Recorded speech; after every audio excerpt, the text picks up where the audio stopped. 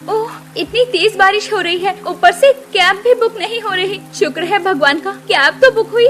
बारिश तो और बढ़ती ही जा रही है, बस अब ये कैंसिल ना हो जाए। ये है नेहा, जो कि एक कंपनी में काम करती है और किसी प्रोजेक्ट की वजह से आज उसे घर जाने में देर हो गई। रात में अचानक मूसलाधार बारिश शुरू हो गई। इस वजह से नेहा को ना ही कोई ऑटो मिल रहा था और ना ही कोई कैब। सारे ड्राइवर कैब कैंसिल कर रहे थे। बड़ी मुश्किल से उसे एक कैब मिलती है, वो भी शेयरिंग कैब होती है और नेहा जल्दी से उस कैब में बैठ जाती है। कैब में पहले से एक सवारी बैठी थी, जो था एक छोटी हाइट का लड़का। कैब में ना तो नेहा बोली और ना ही वो लड़का, और कुछ ही देर में नेहा का घर आ जाता है। नेहा कैब से उतरते ही जल्दी से घर जाती है। नेहा बेटा, आज तुमने ऑफिस से आने में बहुत देर लगा दी, कहाँ रह गई थी तुम? मुझे बहुत चिंता हो रही थी, ऊपर से मौसम खराब हो रहा था। अरे मम्मी, ऑफिस में आज बहुत काम था, इसलिए देर हो गई, और फिर इतनी तेज बारिश शुरू हो गई थी, कुछ मिल ही नहीं रहा था। फिर आप बताओ मैं क्या करती? बड़ी मुश्किल से कैब मिली और मैं घर पहुँची। मम्मी, मुझे भूख लगी है, कुछ खाने को दे दो ना प्लीज। अगले दिन नेहा जब ऑफिस के लिए तैयार हो रही थी तो वो बहुत परेशान थी। तुम इतनी परेशान क्यों हो बेटा? वो मम्मी, मेरे डॉक्यूमेंट की फाइल नहीं मिल रही, वो मेरे लिए बहुत जरूरी है। आज मेरी मीटिंग है, फाइल नहीं मिल रही। आप देखो ना, कहाँ गई है वो? अरे वो फाइल तो तुम कल ऑफिस लेकर गई थी ना, हो सकता है वहीं छूट गई हो। हाँ, ऐसा हो सकता है, ऑफिस जाकर ढूंढती हूँ। नेहा ऑफिस जाती है और फाइल ढूंढने लगती है और उसे वहाँ पर भी फाइल नहीं मिलती। कुछ ही देर में नेहा की मीटिंग शुरू हो जाती है, जिसमें उस फाइल की जरूरत थी। अचानक वो लड़का नेहा के ऑफिस आ जाता है, जो रात को कैब में बैठा था, और वो नेहा से मिलता है। जी नमस्ते, मेरा नाम वंश है। रात में आप मेरे साथ शेयर कैब में बैठे थे और आप अपनी फाइल कैब में ही भूल गई थी, और मेरे पास आपके घर का तो नंबर था ही नहीं, लेकिन ऑफिस का एड्रेस फाइल में ही था, तो इसीलिए मैं इधर आ गया। ये लीजिए आपकी फाइल। हाँ हाँ, मुझे याद है। थैंक यू सो मच कि आपने मेरी फाइल को इतना संभाल के रखा। तभी ऑफिस का स्टाफ वंश की हाइट देखकर हंसने लगता है। अबे यार, ये तो बोना है, कितनी छोटी हाइट है इसकी। हाँ देखो तो, पर नेहा से मिलने क्यों आया है? ये नेहा का बॉयफ्रेंड तो नहीं? सब हंस रहे थे और नेहा और वंश सबकी बातें सुन रहे थे। अब वंश चुपचाप वहाँ से चला जाता है और कुछ देर के बाद नेहा को पता चलता है कि उसके लिए एक बहुत अच्छे घर का रिश्ता आया है। अरे बहन जी, आप यकीन तो करो, लड़का बहुत अच्छा है और मेहनती है। आपकी बेटी उस घर में राज करेगी और खुश रहेगी। अरे सावित्री जी, लड़के की हाइट बहुत छोटी है, हमारे नेहा के मुकाबले तो उसकी हाइट बहुत कम है। अरे सब बहुत बातें बनाएंगे, आप ये रिश्ता छोड़ो, कोई और रिश्ता देखो। अच्छा ठीक है। आंटी जी, आपने लड़के का क्या नाम बताया? लड़के का नाम वंश है। ये रहा फोटो, एक बार तुम भी देख लो, शायद तुम्हें पसंद आ जाए। जैसे ही नेहा उस लड़के की फोटो देखती है तो वो उसे पहचान जाती है कि ये तो वही लड़का है जो उसके साथ कैब में बैठा था और उसके ऑफिस फाइल वापस करने भी आया था। इस बारे में वो अपनी माँ को बताती है और उसे समझाती है कि लड़का बहुत अच्छा है और वो उसी से शादी करना चाहती है। नेहा के बहुत समझाने पर उसकी माँ शादी के लिए मान जाती है और जब वंश नेहा से मिलता है तो वो हैरान हो जाता है कि वो वही लड़की है जिसने उससे शादी के लिए हाँ बोला है। तुम तो जानती हो कि मेरी हाइट कम है, मैं बहुत छोटा हूँ, फिर भी तुमने शादी के लिए हाँ क्यों कह दिया? वो तो मेरी मम्मी है जो बार बार मेरा रिश्ता भेजती रहती है। मुझे भी पता है कि कोई भी लड़की मुझसे शादी करने के लिए आसानी से हाँ नहीं कहेगी। नेहा, तुम्हें तो मुझसे काफी अच्छे लड़के मिल जाएंगे, अभी भी टाइम है, तुम शादी के लिए मना कर दो। वंश, मैं आपका नेचर देखकर आपको पसंद कर चुकी हूँ, मुझे ये नहीं पता कि आप मुझे पसंद करते हो या नहीं। ऐसी बात नहीं है नेहा, तुम जैसी लड़के का लाइफ पार्टनर बनना तो बहुत सौभाग्य की बात है। हाँ, तो बस मुझे आपसे ही शादी करनी है, ये मैंने सोच लिया। कुछ ही दिनों में नेहा और वंश की शादी हो जाती है। शादी में सभी नेहा और वंश की जोड़ी को देखकर बहुत बातें बना रहे थे, लेकिन उससे नेहा को कोई फर्क नहीं पड़ रहा था। अरे सुनीता बहन जी,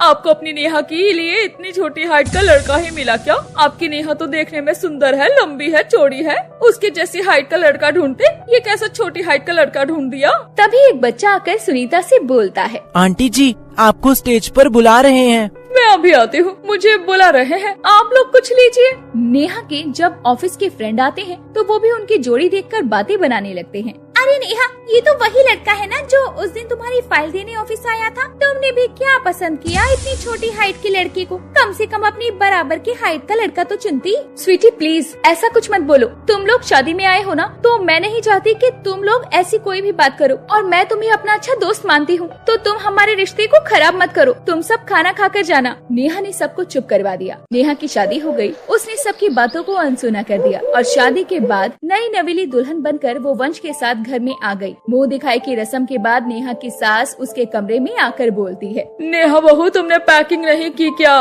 पैकिंग में जूली तुम्हारी मदद कर देगी। सूट तो वहाँ कोई पहनता नहीं है, तो भारी साड़ियाँ ही रख लेना। तुम अभी नई नवेली दुल्हन हो, सब तुम्हें देखेंगे। जूली चल, तू भाभी की मदद कर दे। अगले 2 घंटे में निकलना है हमें, वरना तेरे बाबूजी शाम को शोर मचाने लग जाएंगे और घर को सर पे उठा देंगे। जूली तू तो जानती ही है कि उनके मित्र के यहाँ कुछ भी होता है तो तुम्हारे बाबूजी समय से पहले पहुँचना पसंद करते हैं, और हम में से किसी ने भी ज्यादा देर कर दी तो तेरे बाबूजी पूरा घर सर पर उठा लेंगे। माँ तुम जाओ, मैं भाभी की मदद करती हूँ। और वो वंश भैया कहाँ है? सुबह से भाभी अकेली बैठी है, अभी तक उनसे मिलने भी नहीं आए। अरे तुम्हारे बाबूजी तुम्हारे भैया को हलवाई की दुकान पर देसी घी की मिठाई लेने भेज चुके हैं, तो सुबह से वही बनवा रहा है। कल ही नेहा अपने ससुराल आई और आज उसके ससुराल वाले उसे किसी और की शादी में लेकर जा रहे थे, जिस वजह से नेहा वंश को जानती तो थी, लेकिन शादी के बाद से अभी तक वो वंश से मिली तक नहीं थी। वो सब ट्रेन से गांव जा रहे थे। कुछ ही घंटे में ट्रेन ने गांव में ले जाकर उन्हें छोड़ दिया। गांव पहुंचते ही सबने नेहा को घेर लिया, क्योंकि नेहा एक नई नवेली दुल्हन जो थी। हम सब औरतें एक साथ सो जाएंगी। नेहा बहू तुम जूली के बिस्तर पर सो जाना। अरे ये बिजली कैसे कड़कने लगी, लगता है बहुत तेज बारिश आने वाली है। ठीक है मम्मी जी। रात हो चुकी थी और बारिश भी होने लगती है। सभी मेहमान सो गए थे, लेकिन नेहा और वंश की आंखों में तो नींद ही नहीं थी। वो दोनों अपने मोबाइल से मैसेज पर एक दूसरे से बातें कर रहे थे। उनके लिए ये शादी की पहली रात थी, यानी सुहाग रात थी। दोनों अलग अलग बिस्तर पर सोए हुए थे। तभी वंश ने मैसेज में लिखा, यहाँ तो सब सो चुके हैं, अगर वहाँ भी सब सो चुके हैं तो कुछ देर के लिए बाहर आंगन में आओ ना। ठीक है मैं आती हूँ। नेहा किसी तरह बाहर आती है, जहाँ पहले से ही वंश खड़ा था। बहुत बारिश हो रही है, हम दोनों भीग जाएंगे। एक काम करते हैं, वो सामने झोपड़ी में चलते हैं, वहाँ घास फूस की छत है, वहाँ बारिश से बच जाएंगे। उसके बाद वंश नेहा का हाथ पकड़कर उसे झोपड़ी में ले जाता है। नेहा को डर तो लग रहा था, लेकिन उसे वंश का साथ पाकर बहुत खुशी हो रही थी। झोपड़ी में पहुँचने के बाद वंश उसे प्यार भरी नजरों से देख रहा था। इतने में ही नेहा चिल्ला पड़ती है, चूहा चूहा, देखो चूहा। अरे चूहा तो भाग गया, पर लेकिन एक फायदा हो गया, तुम मेरे करीब आ गई। ये सुनकर नेहा शर्मा जाती है और फिर अचानक से बिजली की कड़कड़ाहट से नेहा डर जाती है और वंश फिर से उससे लिपट जाता है। वो पल खुशनुमा बन जाता है और बारिश में नेहा और वंश की सुहाग रात एक यादगार रात बन जाती है। आपको इस कहानी में कौन सा हिस्सा सबसे अच्छा लगा, हमें कमेंट में बताना ना भूलें। अगर आपको हमारी ये कहानी पसंद आई हो तो इस कहानी को लाइक करें और अपने दोस्तों से शेयर करें, और हमारे चैनल को ऐसी ही कहानियाँ देखने के लिए सब्सक्राइब कर लें। और इसी कहानी का पार्ट 2 देखने के लिए कमेंट करें पार्ट 2 लिखकर। रागिनी और सुमित्रा बाजार में एक दूसरे से टकराते हुए बोलती हैं, अरे अंधी है क्या? खुद को दिखाई नहीं देता और मुझे अंधी बोल रही है। अरे सुमित्रा तुम यहाँ कैसे? 2 चोटी वाली रागिनी, तुम यहाँ रहती हो? हाँ, ये मेरा घर थोड़ी ही दूरी पर है। चलो मैं तुम्हें अपने घर ले चलती हूँ। रागिनी और सुमित्रा दोनों ही बचपन की सहेलियाँ थी और कितने सालों बाद अब बाजार में अचानक दोनों मिली थी। रागिनी सुमित्रा को अपने घर लेकर जाती है। यहाँ बैठ, अपना ही घर समझ। नैन्सी, मोनिका, बेटा देखो कौन आया है। जी मम्मी कौन आया है? जरा देखो, सुमित्रा आंटी आई हैं। अच्छा मम्मी, ये वही सुमित्रा आंटी है ना, जिनके बारे में आप हमें बचपन में बताती आई हैं, आपकी बेस्ट फ्रेंड? हाँ बेटा, ये मेरी बचपन की सहेली सुमित्रा है। नमस्ते आंटी। नमस्ते आंटी। नमस्ते बेटा। रागिनी तेरी बेटियां तो एकदम एक ही जैसी दिखती है, एक जैसी शक्ल, एक जैसे बाल, एक जैसे रंग रूप। मोनिका और नैन्सी वहाँ से चली जाती है। हाँ, कभी कभी तो मैं ही कंफ्यूज हो जाती हूँ इन दोनों में। तुम तो जानती हो ना कि ये दोनों हमशक्ल हैं। अब मुझे इनकी शादी की टेंशन होने लगी है। दोनों जिद्दे भी बहुत है, कहती हैं कि एक ही घर में शादी करेंगी। अरे तू टेंशन क्यों लेती है? मेरे भी 2 बेटे हैं, आलोक और पुनीत, और वो भी जुड़वा है। अगर तुम बोलो तो तुम्हारी बेटियों की शादी मैं अपने बेटों से करवाना चाहती हूँ। अरे ये तो बहुत अच्छी सोच है, हमारी दोस्ती रिश्ते में बदल जाएगी। लेकिन मैं अपनी बेटियों की शादी का फैसला खुद नहीं ले सकती, ये बात मैं उनसे पूछकर ही तुम्हें बताऊंगी। रागिनी ने अपनी बेटियों को बड़े ही प्यार से पाला पोसा था और हमेशा उनकी जिंदगियों के फैसले उन पर ही छोड़े थे, इसीलिए वो शादी का फैसला भी अपनी बेटियों से बिना पूछे नहीं करना चाहती थी। और नैन्सी और मोनिका भी बहुत समझदार थी, वो अपनी माँ का कोई कहना नहीं टालती थी। फिर एक दिन रागिनी सुमित्रा के घर जाती है। अरे बातें तो हो गई,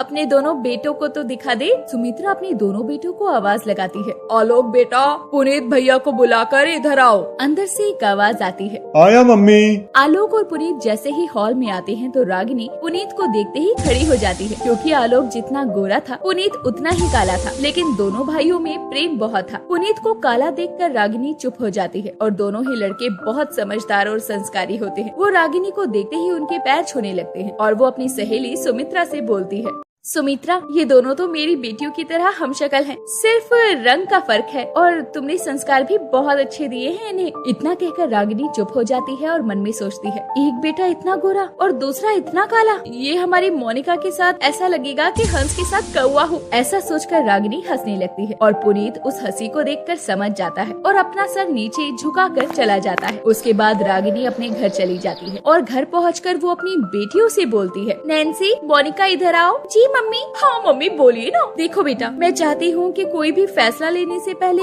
तुम एक बार पुनीत और आलोक से मिल लो, फिर जो भी तुम्हारा फैसला होगा वही होगा। पर माँ, ये सच भी तो है कि हमने ये फैसला आप पर छोड़ दिया है। आप जो कहेंगे हम वही करेंगे। हाँ माँ, दीदी सही बोल रही है। आप तो मिल आई हो ना उन दोनों से, तो आपको कैसे लगी वो दोनों? बेटा, मुझे तो आलोक अच्छा लगा, पर पुनीत बहुत काला है, अपनी मोनिका के साथ अच्छा नहीं लगेगा। और कल सुमित्रा अपने बेटे आलोक को लेकर घर आएगी, एक बार तुम मिल लो, अच्छा रहेगा। मैंने सुमित्रा को बोल दिया है कि पुनीत को भी लेकर आना, तो वो कल घर आ रहे हैं तुमसे मिलने। ठीक है मम्मी, जैसा आपको ठीक लगे। दूसरे दिन सुमित्रा अपने बेटे पुनीत और आलोक के साथ रागिनी के घर आती है, जहाँ रागिनी उनका स्वागत करती है और अपनी बेटी मोनिका और नैन्सी को आवाज देती है, मोनिका, मेहमानों के लिए पानी लेकर आओ बेटा। मोनिका को लगता है कि उसकी बहन को देखने आलोक आया है, लेकिन साथ में पुनीत भी आया था। और जैसे ही मोनिका पानी के गिलास को लेकर मेहमानों के सामने आती है, पुनीत को देखकर उसके होश उड़ जाते हैं और वो बोलती है, तुम यहाँ कैसे? ये मेरी मम्मी हैं।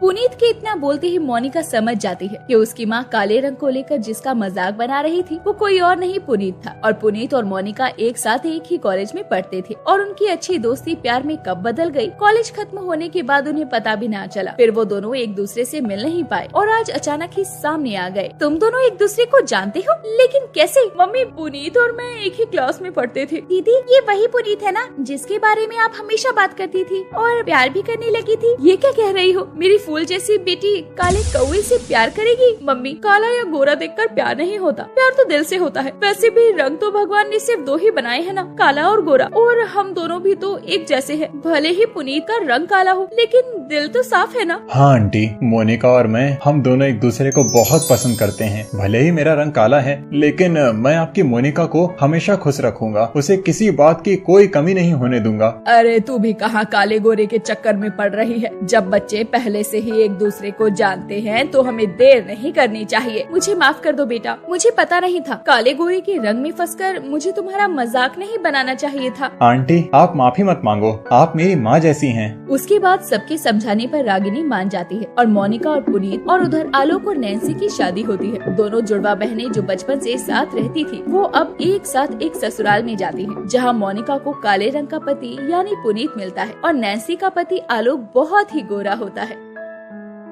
अगर आपको हमारी ये कहानी पसंद आई हो तो इस कहानी को लाइक करें और अपने दोस्तों से शेयर करें और हमारे चैनल को ऐसी ही कहानियाँ देखने के लिए सब्सक्राइब कर लें।